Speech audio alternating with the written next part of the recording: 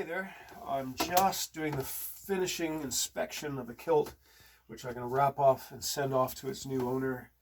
Who's astonishing, a 93-year-old gentleman who's an inspiration to me because at 93 he's still in full possession of his wits, still has a driver's license, drives both day and night, and he's suffered from a series of less than optimal kilts, so he's come to me for his kilt. It's completed. He's going to have it in time for Robbie Burns night. So I'm just doing the final check over. I'm looking at the lining, the twill weave of the lining. It's all about attention to detail. The twill pattern is correctly oriented in all three. It's all good to go. The only thing I've left to do is stick the label in because, like the old TV commercial, quality goes in before the name goes on.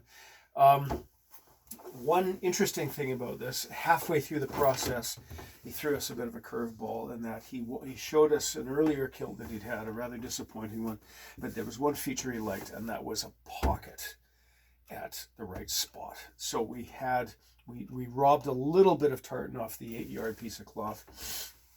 He came up with this halfway through. If he'd said it at the beginning, I would have been able to tailor this and fit it so that it more precisely aligned with the set. As you see, it's slightly offset. This line matches this line up here, but we had one time to get it right, limited time. So my associate Parker McIntosh made up this pocket. It's beautifully done. It's all hand sewn canvas. This gentleman had done his national service with the British Army with the Seaforth Highlanders back immediately after the war. So we sourced an old Seaforth Highlanders brass button from his time. A Velcro fastening because at 93 he doesn't want to fiddle with a button. And this is an all hand sewn and a double row of heavy linen stitching to support the weight. I don't know what he's putting in this thing, but this will adequately support the weight.